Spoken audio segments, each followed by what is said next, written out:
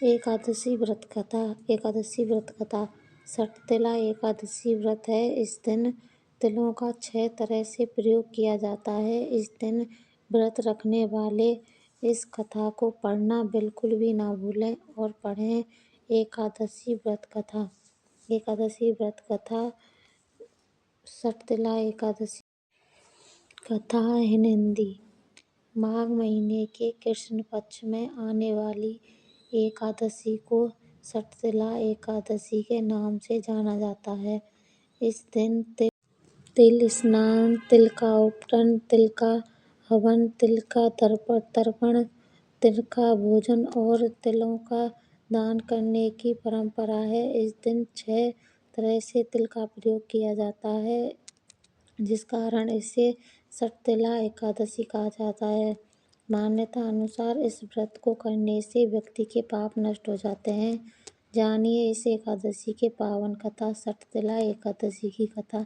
षटतिला एकादशी की कथा। प्राचीन काल में मृत्युलोक में एक ब्राह्मणी रहती थी। वे सदैव व्रत किया करती थी। एक समय तो पूरे 1 मास तक व्रत करती रही, जिससे उसका शरीर अत्यंत दुर्बल हो गया। व्रत के दौरान वे कभी देवताओं या ब्राह्मणों के निमित्त अन्न या धन का दान नहीं करती थी। ब्राह्मणी ने व्रत आदि से अपना शरीर शुद्ध कर लिया था, जिससे उसे विष्णुलोक मिलना तय था, परंतु उसने कभी अन्न का दान नहीं किया, जिससे उसकी तृप्ति होना कठिन था। एक दिन भगवान भिखारी के वेश में मृत्युलोक में उस ब्राह्मणी के पास गए और उससे भिक्षा मांगी। वह ब्राह्मणी बोली, महाराज, यहाँ आप क्यों आए हो भिखारी के वेश में? भगवान ने कहा कि मुझे भिक्षा चाहिए। इस पर उसने एक मिट्टी का ढेला भगवान के भिक्षा पात्र में डाल दिया। कुछ समय बाद ब्राह्मणी भी शरीर त्याग कर स्वर्ग में आ गई। उस ब्राह्मणी को मिट्टी का दान करने से स्वर्ग में सुंदर महल मिला, परंतु उसने अपने घर को अन्नादि सब सामग्रियों से शून्य पाया। घबराकर वो भगवान के पास आई और कहने लगी कि भगवान, मैंने अनेक व्रत किए, फिर भी मेरा घर अन्नादि सब वस्तुओं से शून्य है। इसका क्या कारण है? इस पर भगवान ने कहा, पहले तुम अपने घर जाओ।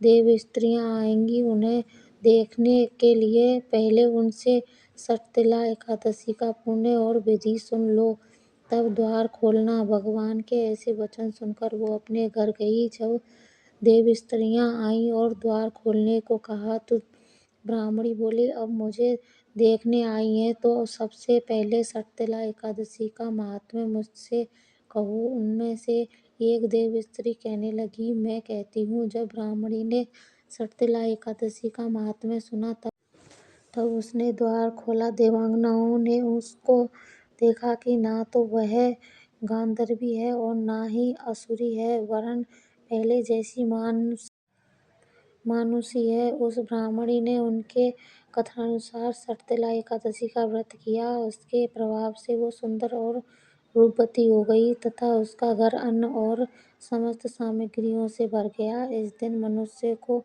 मूर्खता त्याग कर षटतिला एकादशी का व्रत और लालच न करके तिल आदि का दान करना चाहिए। इससे दुर्भाग्य, दरिद्रता तथा अनेक प्रकार के कष्ट दूर होकर अंत में मोक्ष की प्राप्ति होती है। कहानी अच्छी लगे तो लाइक, कमेंट, शेयर करना, चैनल को सब्सक्राइब करना।